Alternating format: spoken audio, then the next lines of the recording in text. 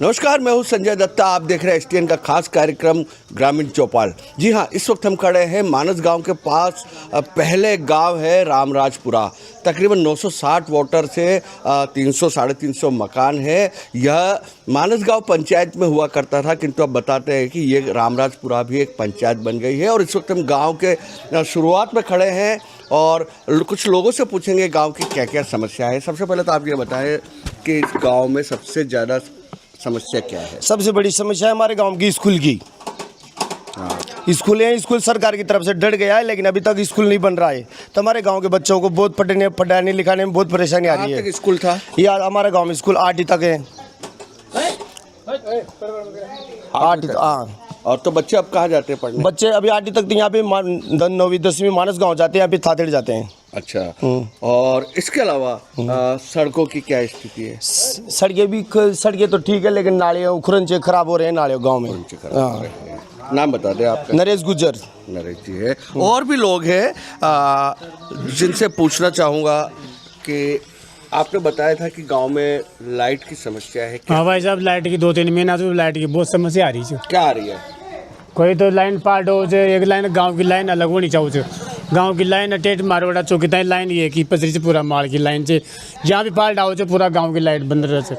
Light में बच्चा बच्ची पानी पर बाकी लोग ऐसा भी टाइम के पानी ना हो तो सारी बात की समस्या, पानी की ज़्यादा समस्या आ जाओ तो लाइट जाता है। पहले गर्मी की परेशानी लोग हैं, कहाँ जाओगे? आदमी तो 12 बढ़ जाओगे, वोट तक कहाँ तक बच्चा बच्चे लेकर बड़ी परेशानी तो ये है। तो गांव की लाइट अलग जाओ और माल की लाइट अलग जाओ। स्कूल टच रहो, नालियाँ भरी रहे, रपट रपट पड़ ये भी समस्या बारी है।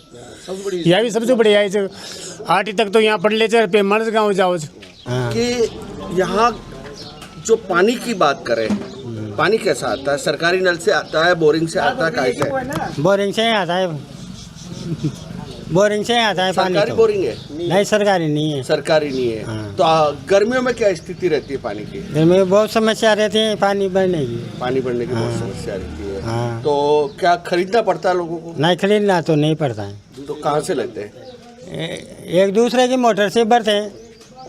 मोटर से भरते हैं। हाँ। आप बताएं कि यहाँ बीमार पड़ जाए कोई तो सभा का नाम जाओ है। यहाँ है क्या कुछ? यहाँ नई मानस गाँव है। मानस गांव जाना पड़ता है। और इसके अलावा यहाँ से कोई साधन तो चलता नहीं? अपनी मोटरसाइकिल ना दूर साधन पे जाए वहाँ। अच्छा, बेटा आप आए, आप पढ़ती है?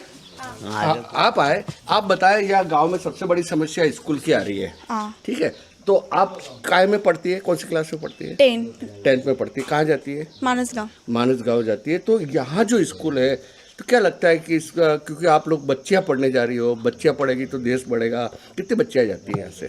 यहाँ से 8, 15, 20 जने जाते हैं। 15-20 जने। अगर यहीं पे स्कूल अगर सही होता तो शायद जाना नहीं पड़ता है। नहीं। तो आप क्या उम्मीद करते हैं सरकार से यहाँ नया स्कूल बने? और क्या स्कूल में खेल कूद के लिए भी कुछ व्यवस्था है? खेल कूद की सब व्यवस्था रखी जाए, यहाँ रखी जाए। ठीक है। ये बच्ची बता रही है कि इस गांव में स्कूल है मगर ढह गया है और इसके अलावा इनको दूर जाके पढ़ना पड़ता है, मानस गांव जाना पड़ता है। मानस गांव के अलावा बात करें तो ताथेड़ या कोटा की तरफ रुख करना पड़ता है। ये भाई साहब बहुत देर से समस्याओं को लेकर परेशान हो रहे थे। आप बताएं आपके गांव में क्या क्या समस्याएं हैं? जो यहाँ तो पानी की है और मोटर लगा दिया।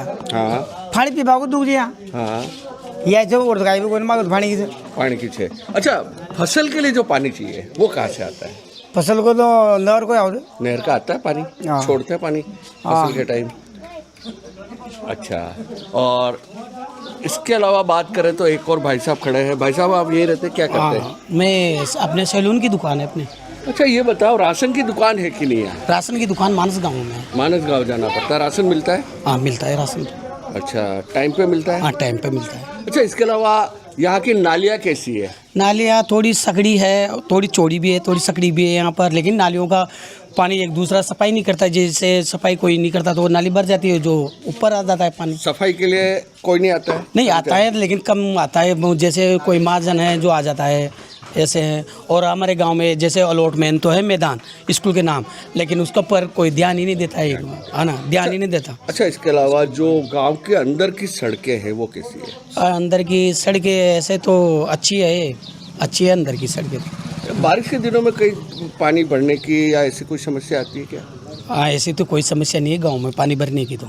आपकी निगाहों में जैसे एक तो स्कूल की हो गई, हाँ स्कूल की तो बहुत बड़ी समस्या इसके है अलावा अपने। आपकी निगाहों में, चूंकि आप गांव में ही रहते हैं, हाँ। गांव में बिजनेस करते हैं, तो सबसे बड़ी समस्या क्या है? सबसे बड़ी समस्या तो सर यही है कि हमारी स्कूल की बहुत बड़ी समस्या है कि ये समस्या बने, है ना।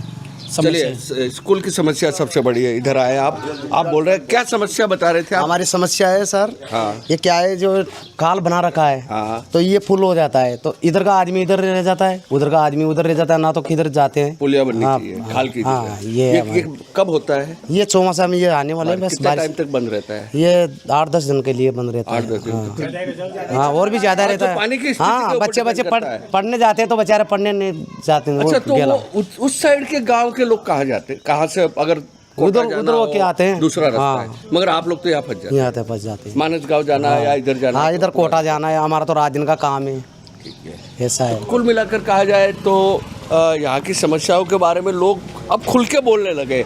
आप बताएं, आप तो यही रहते हैं ना? क्या उम्र हो गई?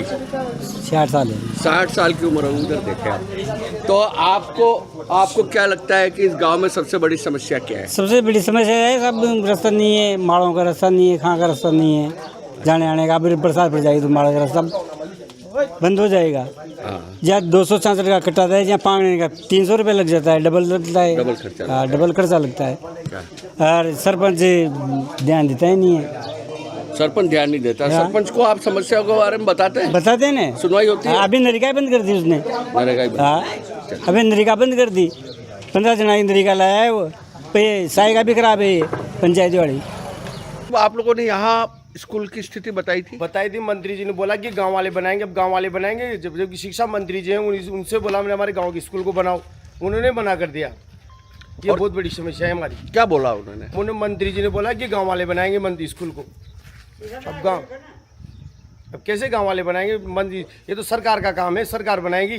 कुल मिलाकर कहा जाए तो रामराजपुरा की समस्या जस के तस बनी हुई है। यहाँ के लोग उम्मीद लगाए बैठे थे कि हमारा गांव का विकास होगा।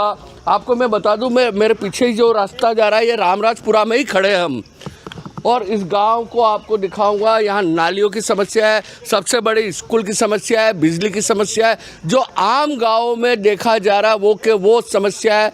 कोई सुनवाई नहीं है, यहाँ के लोग परेशान हैं, खास करके महिलाएं जिनको पानी का काम पड़ता है। नालियाँ साफ नहीं होती है, नालियाँ सकड़ी है। इसके अलावा स्वास्थ्य सेवाओं के लिए भी जाना पड़ता है। बारिश के दिनों में खाल में पानी आने से इनका संपर्क भी कट जाता है दूसरे गांव से।